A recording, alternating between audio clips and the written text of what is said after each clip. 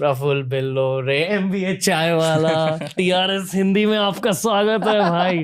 मेरे हाथ लंबे, कानून के हाथ लंबे। रणवीर भाई कैसे हो? मैं बहुत अच्छा हूँ, आप बताइए आप कैसे हो? बहुत अच्छा लग रहा है आपसे बात करके। अभी ऐसा लग रहा है कि वो एक चैनल खुल गया आपसे बात करने के लिए। अब मजा आएगा ना? क्योंकि हर पॉडकास्ट से पहले मैं या तो बहुत ज्यादा बात करता हूँ अपने गेस्ट के साथ, और कोई गेस्ट के साथ बिल्कुल बात नहीं करता हूँ, ताकि पॉडकास्ट स्टार्ट होने के बाद हम असली बात करें। क्या बात है, तो मूवी बन जाएगी 2.5-3 घंटे की, उस हिसाब से बातें करने लगेंगे तो। कुछ सीक्रेट बताइए खुद के बारे में। मेरे कुछ सीक्रेट ही नहीं, मेरी तो हर चीज पता है लोगों को। मैंने हर चीज तो वीडियोस में बोल दी कि चाय कैसे बनने से लेके कहाँ कैसे पहुंचे, कहाँ से आते थे। लगभग मैं एक ऐसा बिजनेसमैन या एंटरप्रेन्योर हूँ जिसने जो आज किया वो कल वीडियो में डाल दिया। तो मेरी तो I am an open book, ऐसा बोलते हैं ना, अब खुली किताब हूँ मैं, सबको लगभग सब पता है और कोई सीक्रेट ही नहीं है। तो जहाँ सीक्रेट नहीं होते वो अपने आप में एक बहुत बड़ा सीक्रेट होता है। आपका बर्थ ईयर क्या है? 96। ओके, आप लास्ट ऑफ द मिलेनियल्स हो। लास्ट ऑफ द मिलेनियल्स, हाँ। वो आखिरी पुश्त नहीं बोलते, आखिरी घान। हाँ। ऐसा बोलते हैं जब आप समोसा कचौड़ी कहीं तलते हो तो आखिरी बोले खत्म हो गया माल, तो वो घान हूं मैं कि चल अब इसके बाद कोई गाड़ी आगे नहीं बढ़ेगी। यहाँ आप एक कस्प हो, मिलेनियल और जेनजी के कस्प हो, जैसे कहते हैं I am a Gemini cancer cusp. हाँ, वो बीच वाला। हाँ, जिसने ये भी देखा है वो भी देखा है। हाँ, करेक्ट। तो इसका फायदे भी बहुत है। जितना मैं जेनजी के बारे में समझता हूँ, ऐसा सुनने में आया कि 60% of Gen Z people in India या I think in the world are content creators. मतलब हर किसी ने कंटेंट एटलीस्ट ट्राई किया है, कोशिश, हाथ मारा है। हाँ, आगे कंटिन्यू नहीं किया ये अलग बात है, पर उन्होंने हाथ तो मारा है। पर 60% बहुत बड़ा नंबर होता है। बहुत बड़ा नंबर। आखिरी में बचते 4-5-6% ही है ना, शायद उससे भी कम, बहुत कम। यस, आप जैसे लोग और हमारे जैसे छोटे मोटे लोग जो भी कोशिश कर रहे हैं, क्योंकि चालू करना इजी, पर करते रहना और लगातार उसी स्पीड से करते रहना, इस डेडिकेशन को हर कोई कर ले तो बहुत मुश्किल काम है। तो आपने एक बिजनेस को ग्रो किया, फिर बिजनेस को ग्रो करने के बाद आपने कंटेंट की शुरुआत की और कंटेंट के ब्रांड को भी ग्रो किया, कंटेंट के थ्रू अपने ब्रांड को ग्रो किया। करेक्ट। तो बिजनेस के पहले कहीं ना कहीं मैं कंटेंट थोड़ा बहुत क्रिएट करता था, कोरा पे लिखता था, लिंक्डइन पे, ट्विटर पे ट्वीट डालता था। क्योंकि मुझे ऐसा लगता था, क्योंकि मैं मध्य प्रदेश का एक जिला है धार, इंदौर से 60 किलोमीटर दूर, वहां पे एक गाँव है लबरौदा, वहां मैं पैदा हुआ और वहीं पला बड़ा मैं 20 साल की उम्र तक लगभग वहीं था। मेरा ग्रेजुएशन भी उसी धार जिले में और सरकारी कॉलेज में। तो वहां पे जो सर्कल मुझे चाहिए था, जो मुझे ग्रो करा था, तो इंटरनेट के अलावा कोई ऑप्शन ही नहीं था। और मतलब आपके आसपास के लोग वो थे, वो अपने लेवल पे उस क्षेत्र के हिसाब से बहुत अच्छा कर रहे थे, पर आपको एक ग्रो करना, लीप ऑफ फेथ करके आप कैसे बाहर करोगे। तो अगर आप देखोगे आज इंटरनेट की वजह से मैं बाहरी लोगों से कनेक्ट हो पाया। आप समझो 5-6-7 साल पहले जब मैं इंटरनेट चलाता था मेरे गांव में, तो वहां पे आसपास उस जिले के लोग वहां पे यूट्यूब देखते थे, वीडियोस देखते थे, मूवीज देखते थे। तो मैं मूवीज नहीं देखता था। मैं उस टाइम पे लिंक्डइन पे, फेसबुक पे आईआईएम्स के, आईआईटीज के, हार्वर्ड के बच्चों को रिक्वेस्ट पहुंचाता था। तो फिर मैं उनको देखता था कि वो क्या करते थे। तो मुझे लगता है कि जैसे रणवीर को मैंने रिक्वेस्ट पहुंचाई अगर उस टाइम पे, तो रणवीर पॉडकास्ट कर रहा है, रणवीर इनको इनवाइट कर रहा है, रणवीर वहां घूम रहा है, तो मैं क्यों नहीं घूम सकता, वो ऐसा क्या करते हैं। तो उस टाइम पे मैं हजारों रिक्वेस्ट पहुंचाता था। तो उसी टाइम से मैं इंटरनेट को समझ गया था कि दुनिया में अगर आपको किसी से भी कनेक्ट होना है तो internet is the best thing. फिर आइडिया आपके दिमाग में आया कैसे? क्योंकि मैं क्यूरियस स्टूडेंट रहा हूँ, मैं क्यूरियस बच्चा रहा हूँ, स्टूडेंट भी नहीं, एक बच्चा क्यूरियस रहा हूँ। मैंने कई इंटरव्यू में मैंने बोला कि मेरी उम्र से 5 से 6 साल बड़े उम्रदराज लोगों के साथ मैं उठता बैठता था। तो पिनाकिन बारोट करके एक मेरे गुरु थे, गुरु नहीं थे, टीचर थे, गुरु बाद में बने। स्पोकन इंग्लिश क्लासेस मैंने उनसे लेता था, तो उन्होंने मेरा पहली बार लिंक्डइन अकाउंट बनाया था। तो उनका जो जन्म था वो अहमदाबाद में हुआ था, तो उन्होंने पहली बार मेरा अकाउंट बनाया। और ये लाइफ में मेंटर का फायदा होता है, बहुत फायदे होते हैं। एक्चुअली मेंटर ना भी बोलो अगर इस शब्द को, तो आप बोलो कि ऐसा कोई आदमी अपने ऊपर रखो जो आपको बोल दे कि क्या सही है और क्या गलत है। और अगर इतना ना बोले कि क्या सही है, एटलीस्ट ये बता दे कि गलत क्या है, तो आप भटकोगे नहीं। तो पिनाकिन सर ने बहुत हेल्प करी। तो इंटरनेट भी उन्होंने, मुझे आज भी याद है, लिंक्डइन का अकाउंट उन्होंने बनाया था, मेरा ट्विटर का अकाउंट उन्होंने बनाया था, मुझे तो अकाउंट बनाता भी नहीं आता था। दूसरा, आज शायद बहुत सी बार मैं भी अपना, आजकल मैं देख रहा हूँ मेरा बहुत ट्रोलिंग और रोस्टिंग हो रहा है। पिछले 5 सालों में मैं शायद कार खरीद चुका हूँ, मैं एक एसी में बैठ चुका हूँ, मेरी कंपनी में 50-100 लोग काम कर रहे हैं। बट 5 साल पहले जो मैंने संघर्ष किया, तो लोगों को एक्सेप्टेबल भी नहीं लगता कि इसने चाय बेची होगी रोड पे। आज मैं आपको बताऊं तो, क्योंकि उनको ये कैसे हो सकता, ये ऐसा इसने कैसे किया होगा रोड पे, हमसे तो नहीं हो रहा है। तो एक्सेप्ट करना is not easy for people. एक और चीज कहना चाहूंगा, जो भी आपने अब तक कहा इस पॉडकास्ट में, ये बेसिकली एक रूरल इंडिया का ऐसे है, रूरल इंडिया की रियलिटी है। एक्चुअल में यही भारत है। ओके। और करोड़ों युवा, आप बोलते हो ना कि आपके कितने लोग सब्सक्राइबर है, रणवीर मैं आपको बताता हूँ, आपकी कमेंट्स में पढ़ता हूँ, आपके सारे पॉडकास्ट देखता हूँ, और कहीं ना कहीं कोई पहला यूट्यूबर जिसको मैंने देखा है, आप हो उसमें से 1 या 2। मतलब रणवीर शो में देखता था, आज से नहीं बहुत सालों से देखता हूँ, जब तो हमारी दोस्ती मित्रता भी नहीं थी। तो तब मैंने देखता था कि रणवीर भाई हम जैसे लोगों का तो भगवान है। हमें कोई आके ज्ञान देगा क्या? मैं लबरौदा मेरा जो गांव है, या उड़ीसा का कोई गांव है, झारखंड का कोई गांव, वहां के आप बताओगे क्या कि आप खाओ कैसे, पियो कैसे, आप आपकी बॉडी कैसे चेंज कर सकते हो? ये इंटरनेट के माध्यम से हम लोगों तक भी वो इन्फॉर्मेशन सिर्फ 200-150 रुपए के रिचार्ज में मिल रही है ना। आप लोगों का भला, और आपको क्या है कि आपको एक ऑडियंस मिलने का, एक आपको क्या प्लस होगा कि ऑडियंस मिल रही है, पर आपको ये नहीं पता कि आपको व्यूअरशिप, सब्सक्राइबर से ज्यादा उस बंदे को आप जो भरोसा दे रहे हो, उस बंदे को जो आप लेसन्स दे रहे हो, उस बंदे को जो आप एक दिशा दिखा रहे हो, उस बंदे का जो डर खत्म कर रहे हो, एक्चुअली में सबसे बड़ा पुण्य का आप काम कर रहे हो, देशभक्ति है। आप समझ रहे हो, ये सैक्रिफाइस आप दे रहे हो। मैं एक सीक्रेट शेयर करता हूँ। बचपन में मैं फुटबॉल अच्छे से नहीं खेलता था, ठीक है, पर मेरे क्लासमेट्स हमेशा जब हम फुटबॉल खेलने जाते थे, मेरे को एक कैप्टन बना के रखते थे, दो आई वाज नॉट गुड। और जब भी मैं कैप्टन बनता था, I would pick the weakest player first. Yes, क्योंकि उसे ये फीलिंग नहीं थी कि तू यार इतना भी वीक नहीं है। मैं इसको बोलता हूँ कि बड़ा आदमी वही है जो अपने साथ वालों को कभी छोटा महसूस ना होना दे, शायद यही है। और इसी का कंटिन्यूएशन मैं यूट्यूब के थ्रू ट्राई कर रहा हूँ कि किसी को भी वो छोटी वाली फीलिंग फील नहीं होनी चाहिए, कि शायद मैंने भी वो छोटी वाली फीलिंग बहुत एक्सपीरियंस किया मेरे खुद के सर्कल्स। एंड रणवीर, ये जो आपने बोला ना वीक आदमी को पकड़ता हूँ, मैं बोलता हूँ कितने ही लोगों में, देखो कहीं से भी हो, किसी भी गांव का हो, पढ़ा लिखा ना हो, बॉडी अच्छी नहीं हो, सुंदर नहीं दिखता हो, उसके अंदर कोई एक ऐसा सुपर पावर होता है, कोई सुपर टैलेंट होता है, गॉड गिफ्टेड कुछ तो एक होता है। हो सकता है वो अकाउंटिंग अच्छी करता हो सकता है उसका कीबोर्ड पे स्पीड अच्छा हो सकता है वो देखता बहुत अच्छा हो तो निशाना लगा देगा, हो सकता है वो बॉल बहुत अच्छे से फेंक सकता हो। हर आदमी के अंदर एक क्वालिटी और एक ऐसा कोई सुपर पावर भगवान देता है। वही हनुमान, जामवंत का आपको पता होगा ना, हनुमान जी को भी नहीं पता था कि उनमें इतनी ताकत है। जामवंत जी आए, रामायण का अगर किस्सा बताओ तो जामवंत ही बोलते हैं हनुमान जी को कि भाई तेरे में बहुत शक्ति, तू उड़ के जा सकता है, तू लंका जा सकता है, तू जड़ी बूटी वाला पूरा पहाड़ उठाकर ले सकता है। बोले हनुमान जी अच्छा मेरे में इतनी ताकत है। तो आप जो है और मैं जैसे लोग जामवंत बनने की कोशिश कर रहे हैं कि भाई तुझमें टैलेंट है। और एक बार रणवीर भाई आपके पॉडकास्ट हो गए, मेरी शायद थोड़ी बहुत इंस्पिरेशनल वीडियोस हो गई, और हजारों लाखों लोग जो अंकुर भाई, ये बहुत सारे लोग पॉडकास्ट बनाए, वो परत अगर बाहर निकल गई, छोटा सा डर होता है, वो बोलते हैं ना कि सफलता मुश्किल नहीं, मुश्किल तो पहला कदम होता है। वो डर की परत आप और हमारे जैसे लोग हटा रहे हैं। आपको लगता है पॉडकास्ट की ग्रोथ होगी? बिल्कुल होगी। इंडिया में पॉडकास्ट एक ऐसी चीज, देखो आप टीवी डिबेट्स पे जाओ तो क्या देखने को मिलता है आपको पता है, आप थिएटरों में जाओ तो आपको क्या मिलता है आपको भी पता है। ये 200 रुपए के रिचार्ज में इतना अच्छा कॉन्वर्सेशन आदमी को घर बैठे गाँव में, वो चाहे खेत खलियान में बैठा हो, वो कहीं गैरेज में काम कर रहा हो, कोई बड़ी फैक्ट्री में अगर सिक्योरिटी का जॉब करता हो, उसको फ्री में मिल रहा है। उसके अंदर भी तो सीख रहा है वो, उसके अंदर भी तो कहीं ना कहीं रात को 1-1:30 बजे, रात को 2 बजे वो सो के जागता होगा, यार कुछ करना है जिंदगी में, तो आपके और मेरे जैसे लोगों को सुन रहा होगा ना वो। और हम ही लोग हैं जो जामवंत बनने की कोशिश करेंगे, भाई तुझमें शक्ति है तो कुछ कर सकते हैं आप। मुझे बहुत सारे लोग बोलते हैं कि भाई तू धंधे के साथ साथ ये इतना वीडियोस क्यों बनाता है। लाखों लोगों ने रणवीर भाई MBA चावला के वीडियोस, मेरी पॉडकास्ट सुन के खुद का बिजनेस चालू किया, अपनी चलती हुई नौकरियां छोड़ी, जो उनको काम करना था, अपने माँ बाप से दूरी बना के कोई काम चालू करना था, मम्मी पापा से परेशान थे, कोई भी कारण हो, कोई ब्रेकअप करना था, कोई दोस्ती यारी तोड़नी थी, अच्छी दोस्ती यारी करनी थी, सर्कल चेंज करना था, जगह चेंज करनी थी, कोई धंधा चालू करना था, कोई दुकान चालू करनी थी, कोई पहली ट्रिप लेनी थी, कोई फ्लाइट पकड़नी थी, पहला कोई अच्छा आईफोन खरीदना थी, पहले कोई स्टारबक्स मैकडॉनल्ड्स का ऑर्डर लेना था, जो बहुत बड़ी बड़ी चीज इंडिया में उन्होंने किए भैया। कितनी सारी दीदियां, लड़कियां जो अपने घरों में रहती, शादियों के बाद, अच्छी पढ़ी लिखने के बाद, MBA करने के बाद, इंजीनियरिंग करने के बाद, उन्होंने अपना कोई व्यापार चालू किया। उनको एक डर खत्म हो गया कि ये बंदा अगर MBA ड्रॉप आउट करके ठेला डाल सकता है तो हम भी कुछ कर सकते हैं। तो इट्स नॉट अबाउट अस। कभी ना कभी आप भी रणवीर भाई, आप इतना बड़ा बिजनेस चला रहे हो, इतना बड़ा पॉडकास्ट, आपकी इतनी बड़ी व्यूअरशिप, पर आपके अंदर भी एक मन में रहता है कि यार मेरी जनता को क्या, मेरे देश का क्या कर सकता हूँ, am I giving back to the society.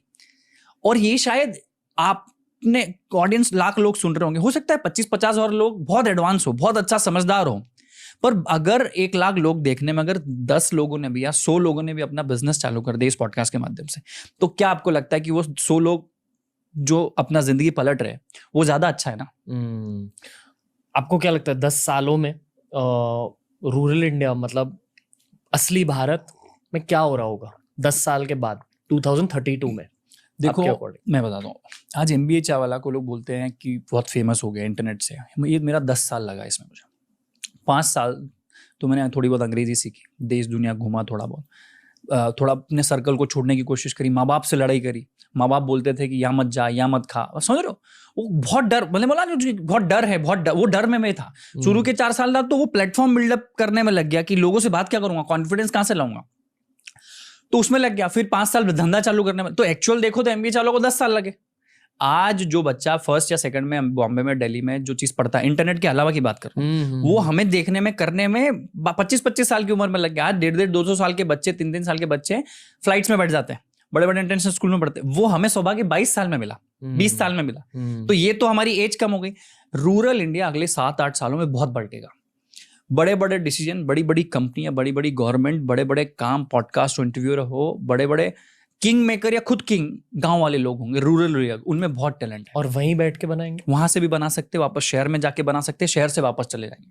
या एक पाँव गांव में रहेगा, एक पाँव शहर में रहेगा। अपने माँ बाप को भी संभालेंगे, अपनी संस्कृति को भी संभालेंगे, अपने धर्म को भी संभालेंगे, अपने आसपास के रिश्तेदारों को भी संभालेंगे, उनको भी 4 चीज सिखाएंगे, उनको भी एक कदम आगे लेके आएंगे। और ये लोग एक्चुअली इंडिया के क्रिएटर होंगे, असली भारत के निर्माता होंगे। मनीष भाई ने एक्चुअली ट्वीट किया था कि all over the world English is a language, in India English is a skill. आप ये मानते हो? ये डर है एक्चुअली में इंग्लिश का। मैं आपको इसलिए भी पूछ रहा हूँ क्योंकि मुझे इस चीज पर पर्सपेक्टिव नहीं है। इंग्लिश मेरी थिंकिंग लैंग्वेज है। मतलब हिंदी से पहले मैंने थिंक इन इंग्लिश, हाँ, और हिंदी से पहले मैंने इंग्लिश सीखी थी मेरे सर्कमस्टांसेस। हाँ, इट्स ओके।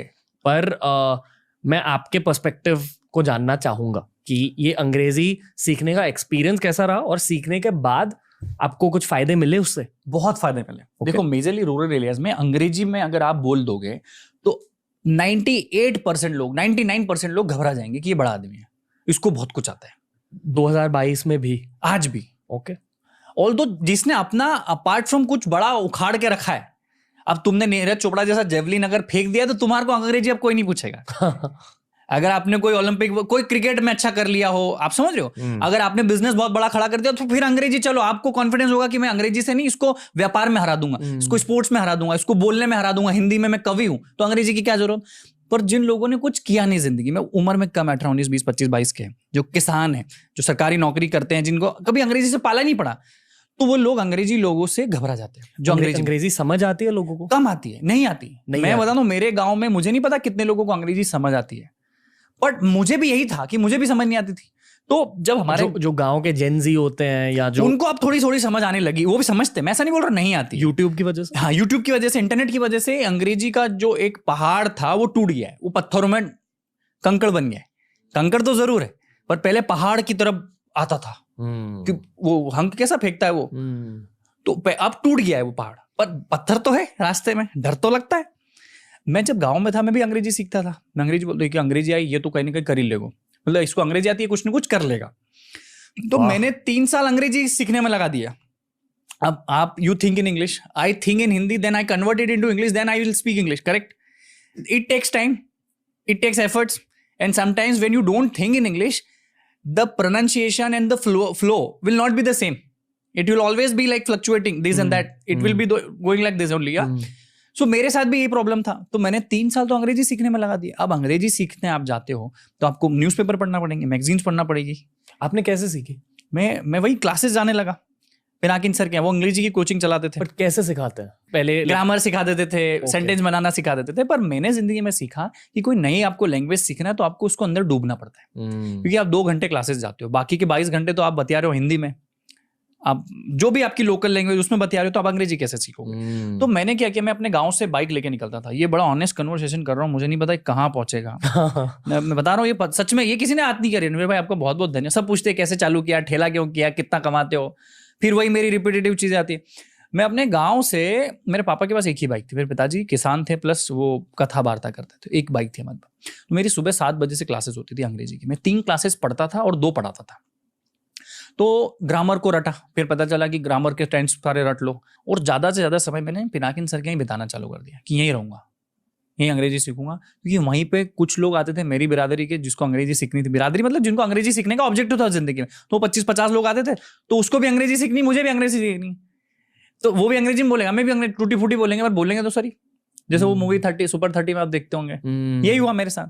फिर ग्रुप डिस्कशन और इसमें ज्यादा टाइम इन्वेस्ट किया। फिर एक सुपर बैच आती थी शाम को, अच्छे घर परिवार के लोग, उनके साथ बैठना उठना चालू किया।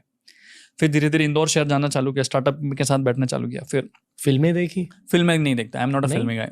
मैं बॉलीवुड क्रिकेट की कमेंट्री बहुत सुनी, और न्यूज आ रही, पॉलिटिकल न्यूज, ग्लोबल पॉलिटिक्स क्या होती है, वो सब न्यूज आ रहा था उस समय। अर्णव गोस्वामी का उसको सुनता था, इंडिया टुडे उनको सुनता था। फिर वो क्या फ्लो में बोलते हैं, फिर मैं भी रिपीट करने की कोशिश करता था। मतलब किसी आई थिंक मनीष भाई ने मेरे को कहा कि इंग्लिश पॉडकास्ट को कभी स्टॉप मत करना, क्योंकि जो ऑडियंस को इंग्लिश सीखना है वो भी इंग्लिश पॉडकास्ट सुनती है। और आप सबटाइटल, आजकल सबटाइटल आ जाते हैं तो अच्छा लगता है। अरे देखो, अंग्रेजी कोई भी भाषा आपको सीखनी है तो आपको लिखते आना चाहिए, पढ़ते आना चाहिए, सुनते आना चाहिए। ये साथ ही 3-4 चीज होती है जो आपको सब करनी पड़ेगी। नहीं तो शायद आप राइटिंग में अच्छे हो गए तो आप कंटेंट राइटर बन जाओगे, आप बोल नहीं पाओगे। ओके, मैं एक बहुत थोड़े से कंट्रोवर्शियल टॉपिक के पास जाना चाहूंगा। टैबू सब्जेक्ट्स जैसे कि सेक्स, जैसे कि कामा सूत्रा, और क्या होता है taboo subjects, religious conversation, one religion versus another. Rural India यानी कि असली भारत इन चीजों के बारे में आजकल सोच रहे। LGBTQ कम्युनिटी थोड़ा मुश्किल है। LGBT, गे, आप लेस्बियन की अगर बात करो तो खैर बहुत सारे लोगों को तो पता भी नहीं है। ओके, दूसरा, पर वहां भी होमोसेक्सुअलिटी होती है? मतलब नहीं होती है, मतलब इतना डर है।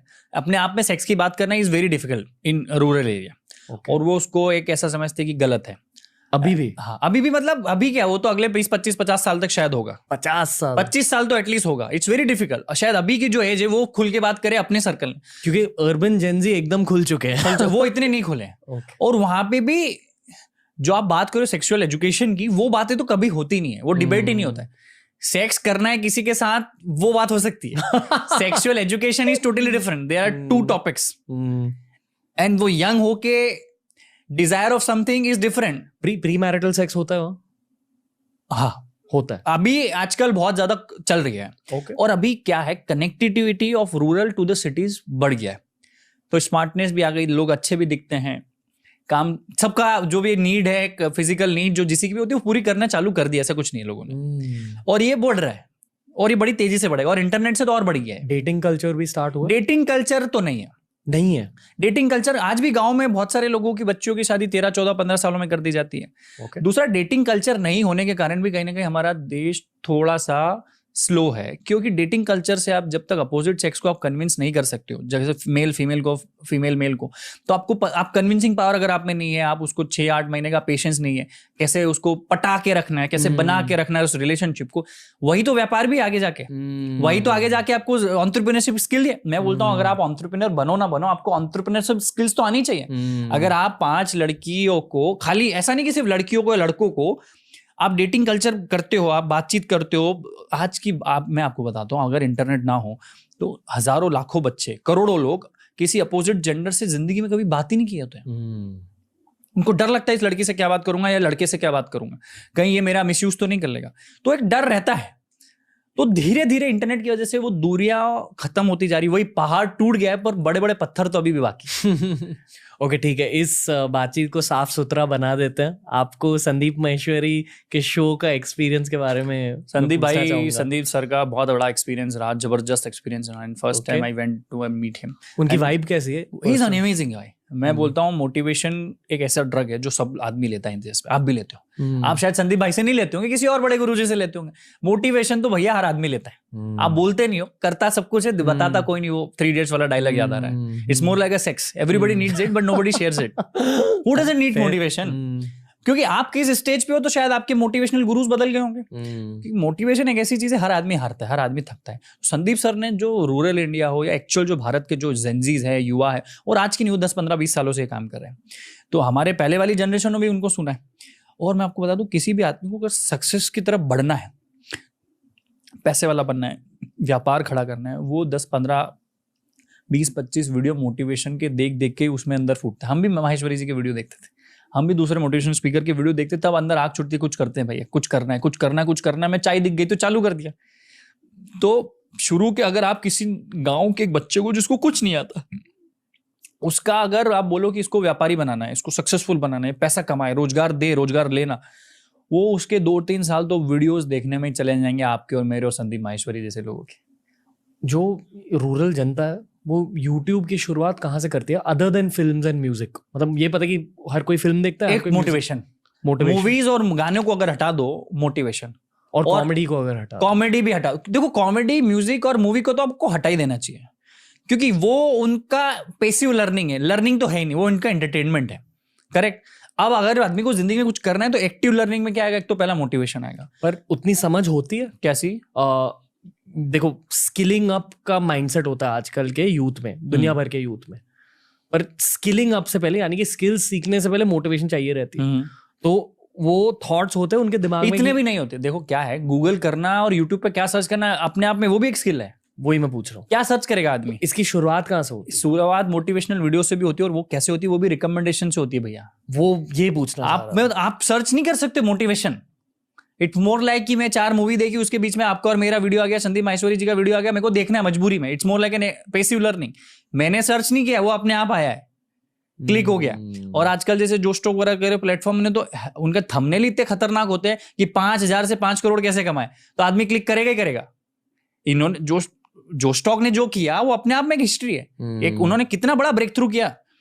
छोटे मोटे जैसे हम जैसे लोगों को उन्होंने फेमस बनाया, हम जैसे लोगों को इनवाइट करने लगा, तो लोगों को पता चला ये मेरे जैसा ही था पहले, अब ऐसा हो गया है, ताकि मैं इसका वीडियो अगर देख लूं, उसकी जर्नी फॉलो करने लगूं, तो शायद मैं भी ऐसा कर लूंगा। पर इसी मार्केट को कैसे ब्रेक थ्रू करें?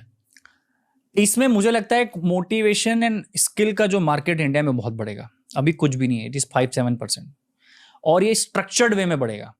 पर ये ऑनलाइन तक सीमित ना होकर ऑफलाइन भी जिस लोगों ने कर दिया, अपने सेंटर्स डाल दिए या वहाँ तक गाँव तक पहुँचाए, या जैसे पुराने टाइम पे गाँव में पेस्टिसाइड्स हो गई या बीजों की कंपनी हो गई या कोई छाते की कंपनी या कोई गाड़ी की कंपनी जाती थी और बताती थी हमारी गाड़ी ऐसी है, हमारी कार ऐसी चलती है, हमारी बाइक ऐसी। तो हम लोगों को भी एक एक एजेंट्स को, हमारे लोगों को भेजना पड़ेगा गाँव में, छोटे छोटे शहरों में, कि भाई ये आपको सीखना है तो ये 25,000 का कोर्स कर लो, ऐसे कर सकोगे। तो ऑफलाइन प्लस ऑनलाइन जाके देश का भला हो सकता है, सिर्फ ऑनलाइन से नहीं होगा। यहाँ पे एक बिजनेस आइडिया दे रहे हो लिसनर्स को। हाँ, क्योंकि प्रॉब्लम ये है, trust is a very big issue in India. People will not pay you 1 lakh rupees for something की बिना देखे परखे। लोग डरते हैं, क्योंकि लोगों के साथ पहले भी बहुत फ्रॉड हुए हैं। इस देश में शिक्षा नहीं होने के कारण बहुत सारे लोगों ने मिसयूज किया, उसका सहारा लिया है, मिसमैनेजमेंट किया है, लोगों को बेवकूफ बनाया। तो लोग बेवकूफ नहीं बनना चाहते, लोग डरते हैं कि कुछ हो ना जाए, पैसा दे देंगे उसके बाद क्या। इसीलिए कैश ऑन डिलीवरी का सिस्टम इंडिया में आया। नहीं तो ऑनलाइन पहले कैश ऑन डिलीवरी सालों तक आदमी करता है, फिर जाके यूपीआई के माध्यम से आज वो पेमेंट करता है, क्योंकि उसको अब डर नहीं है। तो वो बैरियर्स, वो डर, वो ऐसे बादल, जो डर के बादल है, धीरे धीरे ही इंडिया से खत्म होंगे, और फिर ऑनलाइन नहीं हो सकते, ऑफलाइन करना पड़ेगा। आप में इतनी आग कहाँ से आती है? मुझे जिंदगी में रणवीर भाई कुछ करना है यार। मतलब मैं जब भी सोता भी हूँ, कभी जागता हूँ, तो मेरे को लगता है कहीं वेस्ट तो नहीं कर रहा हूँ टाइम। क्योंकि मैं हमेशा बोलता हूँ, देश 1947 से 1947, खैर आज़ादी की लड़ाई तो 1857 से चालू हो गई, तो उसके भी पहले से चालू हो गई थी। मंगल पांडे की बात की दूसरी आज़ादी की लड़ाई हम लोग लड़ रहे हैं। हम आज़ाद हो गए, चंद्रशेखर आज़ाद जी, भगत सिंह और ऐसे सदगुरु, उन्होंने बहुत सारे राजगुरु, उन्होंने बहुत सारे लोगों ने अपना बलिदान दिया। उनके पास कोई लाखों करोड़ों नहीं थे, उनके साथ कोई सेल्फियाँ नहीं खिंचाता था, उनको कोई नहीं पूछता था, पर उन्होंने भी सेक्रीफाइस दिए, क्योंकि अंग्रेजों से हमें आज़ादी चाहिए थी। आज आज़ादी चाहिए हमें, विचारों की आज़ादी चाहिए। आज आज़ादी चाहिए कि हर घर से आदमी एक स्टार्टअप करे। आज आज़ादी चाहिए कि हर घर से एक युवा जो पैदा हुआ है उनके घर में, वो कुछ करे, अपने माँ बाप के लाखों रुपए खर्च करके जो एजुकेशन लेता है, वो स्मार्टफोन लेता है, ट्रेवल भी करता है, तो क्या वो रिटर्न दे रहा है सोसाइटी को? तो मैं सोचता हूँ कि अगर इडियट लोगों को मैं देखता हूँ, वो हीरो बन जाते हैं, जिन्होंने कुछ कोई कंट्रोवर्शियल बोल देंगे, कुछ किसी की गाली गलौज कर देंगे, वो लोग हीरो बन रहे हैं। तो क्यों ना हम जैसे लोग कुछ करें और समाज को एक आईना दिखाए कि आप भी सक्सेसफुल बन सकते हो। क्योंकि हर आदमी